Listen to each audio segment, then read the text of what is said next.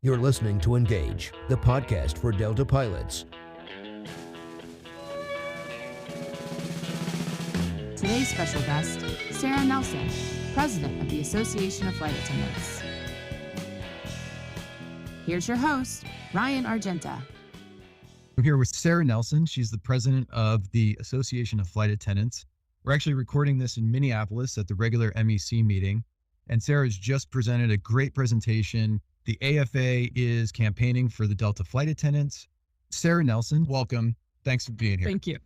Let me jump right in. First of all, you're on a pilot podcast. And when I think about it, there is no other employee group that we work closer with than our flight attendant colleagues. And when the door closes and we push back and we zip through the air in a metal container, as you said, it's just us. It's pilots and flight attendants, and nobody in a boardroom is thinking about us at that moment. Why should pilots care about flight attendants unionizing, about organizing? What are our mutual issues and how can we align? Yeah.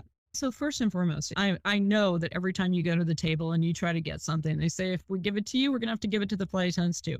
And if flight attendants have a union and we're bargaining in our own right and able to do that, the company's not able to use that against you. And they're right. We have piggybacked on everything that the pilots have been able to negotiate: profit sharing, a positive space, almost anything that you see at the company. On the other hand, if we're both bargaining at the table, we can also coordinate on things like healthcare. And so it's not all on the pilots' backs to try to bring that up, but we can coordinate together to try to improve that healthcare plan that then becomes contractual.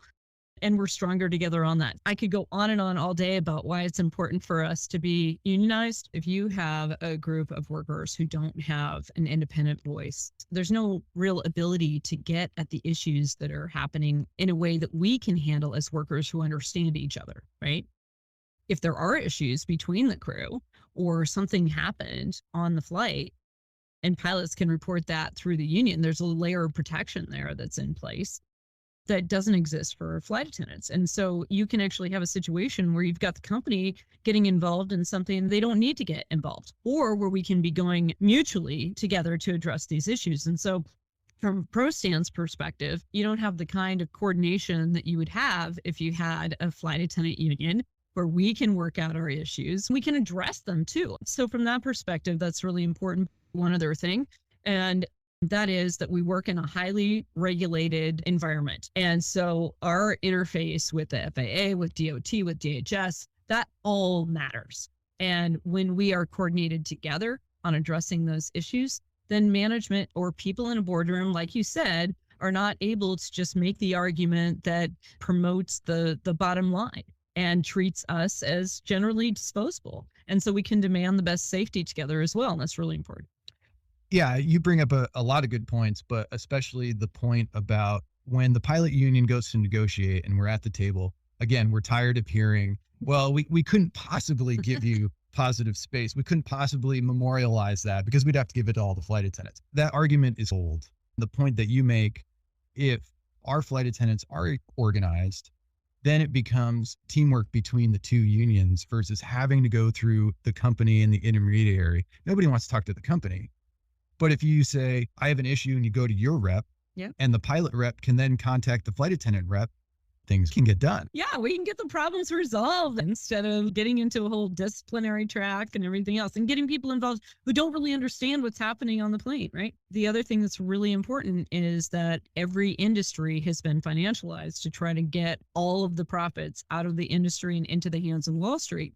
And so we have big global issues to work on together too. You could have the most understanding, the most generous team in management at Delta. I don't know that that has ever actually really existed, but you could have people who see the value of valuing the employees, let's just say. And there is pressure in this environment now from the investors to take control over that, from the shareholders to take control over that, and take all the value that we're creating in the airline into things like stock buybacks. And so if you want to talk about a pie and getting our portion of the pie, we have got to unionize together, have a bigger voice at Delta, have a bigger voice across the industry on the whole to make that pie bigger back at the airlines. Because the biggest problem here is that we're in competition with those investors and with those shareholders, not with each other. What do you say to pilots who say, if the flight attendants organize, that's taking away from us? It's taking away from our portion of the pie, right? On a smaller Delta level. It's just simply not true. The reality is that across the industry, after the bankruptcies and the mergers, airlines everywhere went and said, this is the market rate for a pilot. This is the market rate for a flight attendant, the labor cost, let's just say. And then the rest of it, we're going to do other things with that. We're going to do aircraft orders, airport improvements, and the biggest chunk of the pie, we're going to do stock buybacks to inflate the stock price so that people will then invest in the airline. But it's simply not taking away from the pie, because we're going to make the pie bigger, because we're going to demand that more come back to the workers and to the customers for that matter. And we can get the public with us when we're doing that together. We found the public looks to the flight attendants for leadership in the cabin. They do. Absolutely. And we've been able to raise our profile on that. And so we have really an opportunity where we had a hard time in the past to get the public on our side with these things too, and to bring that money back to the airline so that it can be invested in the customer experience and it can be invested in our jobs. So the fact of the matter is there is no pie to cut up right now. That pie is being taken away more and more by outside forces. And we need to work together to bring it back so that there's more for the pilots, more for the flight attendants to be able to get a return on the value of our work. And we're in a unique position as laborers now, right? Because this is a labor-driven market. You can't get people to staff pizza restaurants, let alone airlines. So we have leverage. And if we can coordinate between us, between the two unions, right? Yeah.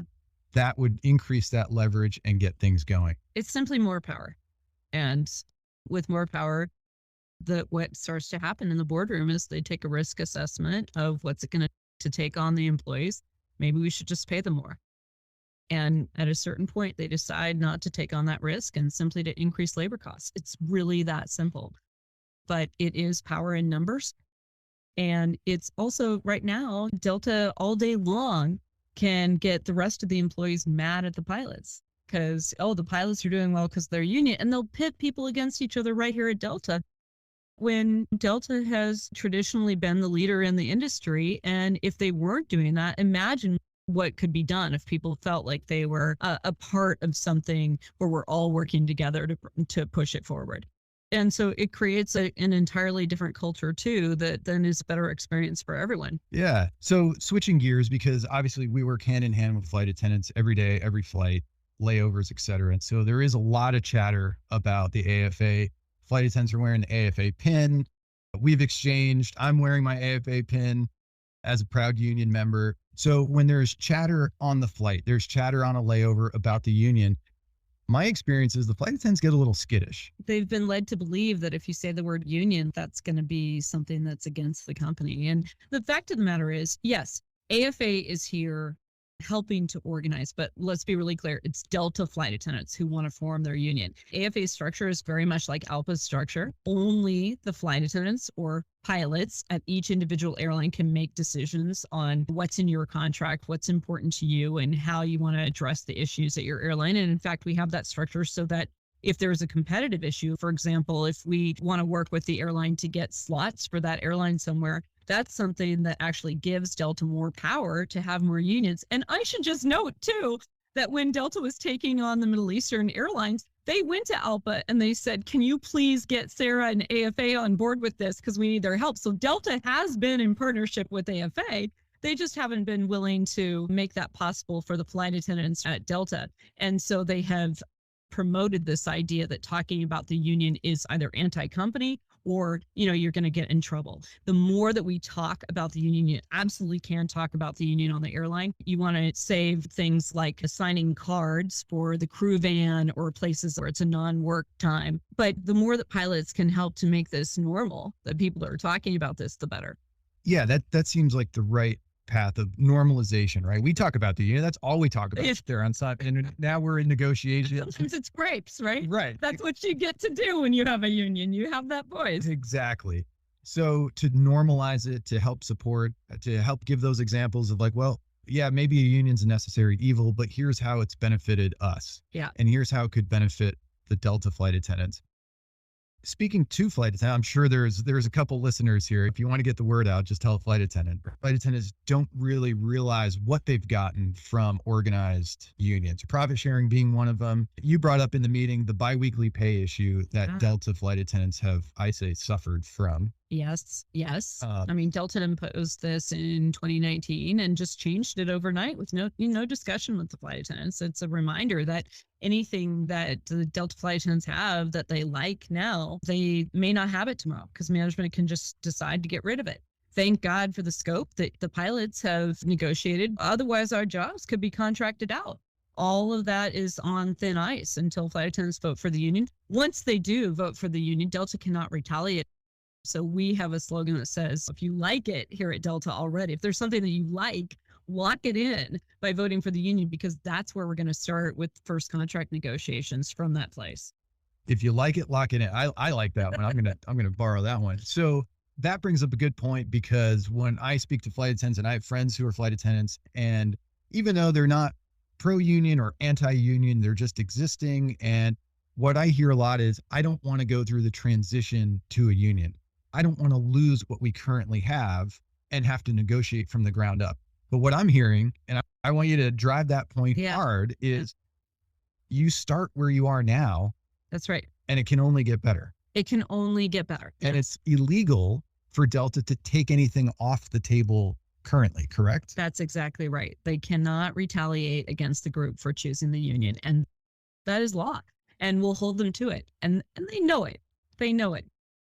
I actually love that they added the boarding pay and any improvements that they put in place right now to try to make the argument that you don't need the union. That's just upping the ante for when we start those contract negotiations, and we're going to start from a better foundation. And the other thing too is that Delta always says, oh, we won't be able to give you improvements if you vote for the union.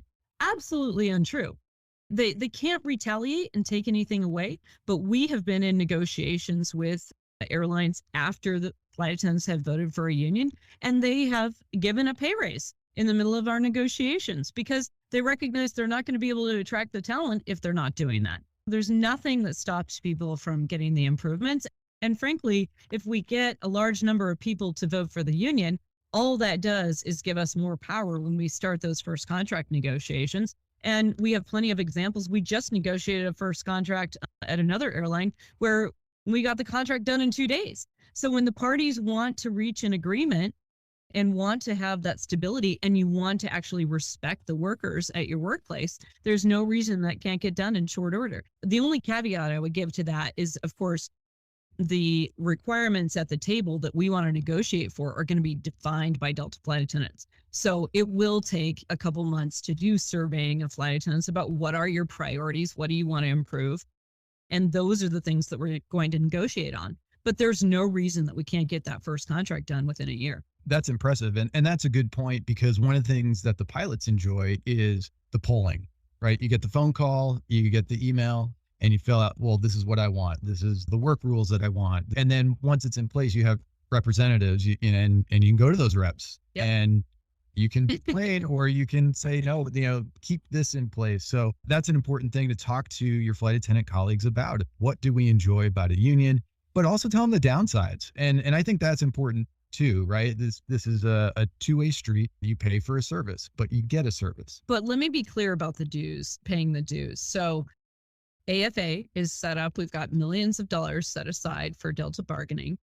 You do not pay a single dues dollar until you vote for that contract. So you're going to be able to look through all of the contract language, just like you do at ALPA before you're voting on that contract. And you get to see exactly how your life is going to improve and how much better financially you're going to be before you start paying those dues dollars, which are $50 a month. But again, not $1 until you get that contract locked in with improvements that far outweigh the dues dollars. Cool. That's good to know. You've supported the pilots. This is your second or third time talking to the MEC, and we appreciate it. You've just supported our picketing, system-wide picketing on June 30th, every base around the system. AFA is going to come out and support us there. Yeah, which is, that's helpful and that's powerful. It's getting management's attention, the informational picketing. What do you need from pilots? What do you need from us? It would be great, actually, if you talk with flight attendants about what it means to have a union and to have those provisions locked in, and that they should be taking a look at that. The more pilots that can wear AFA pins in solidarity, the better. That's great. And we know that we have the support out there among the flight attendant group, but you have to physically have cards signed, authorization cards signed within a year's time, and have a showing of a majority support there in order to trigger an election. So we have to go through the process of getting people to sign those cards in order to trigger that election. And if pilots are willing to carry those cards and have them available when they're talking with flight attendants about the union, that would also be helpful too. That's a big ask. You've given us an example, and a Delta flight attendant would fill out that card with their information, and then they send it to the AFA. So at the end of the day, the AFA has to have a physical card. It can't be electronic. It can't be an email. They take those physical cards and then they present them to the National Mediation Board. Okay. Yeah. And I should be really clear. Management will never see those cards. So the National Mediation Board keeps those confidential. AFA keeps them confidential. The company will never know if someone signed a card unless they say it publicly, which we encourage them to do because they shouldn't be afraid to do that.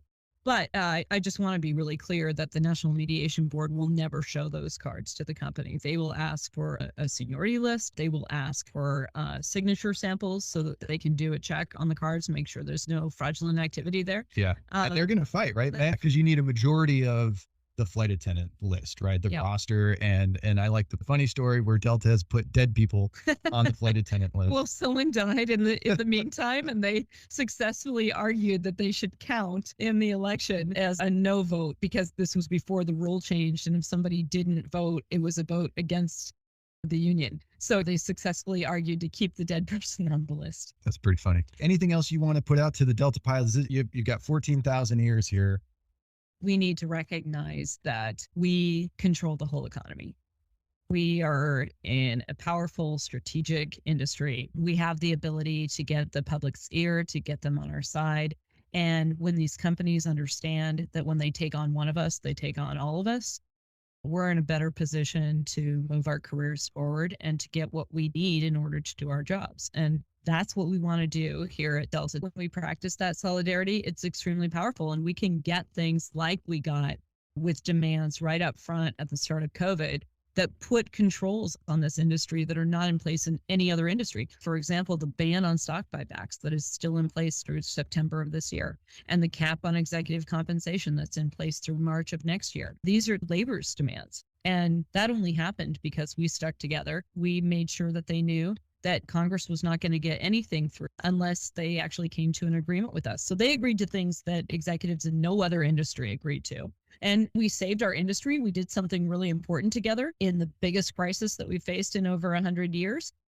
But it was only because we were 80% organized across the entire industry. And if we improve that at Delta, and we increase the unionization on the whole, we're all going to do better. And we're going to be able to lock in a lot of these things that we got during the relief period that frankly should be in place all the time, because the money that we generate with our work should be coming back to us. It should be reinvested in the customers who buy our tickets for the longevity of the airlines. It should not be siphoned out to Wall Street and given to people to create more and more inequality off our backs. You heard it here. Sara Nelson, president of the AFA. Support your flight attendants. Normalize the chatter, talk about it, and support our fellow colleagues. And I want to say thank you also to everybody that flies here at Delta, all the pilots. Really appreciate it. It's been great to be your partners on a lot of issues throughout the years. And we just appreciate it. And we want to have your backs just like you've had ours. Yeah, likewise. Thanks for being here. Thanks for the time. And I do want to say Sarah's a real human. She's a real flight attendant. She's been a United flight attendant since 1999. 96. 96, pardon me. All right. Again, thanks for being here. Appreciate it. Thank you. This has been Engaged, the podcast for Delta pilots. Thanks for listening. My name is Ryan Argenta. Stay safe and keep the rubber on the road. You're listening to Engage, the podcast for Delta pilots. Follow us on Spotify, Apple Podcasts, or your favorite podcast platform, and receive notifications when a new episode is available.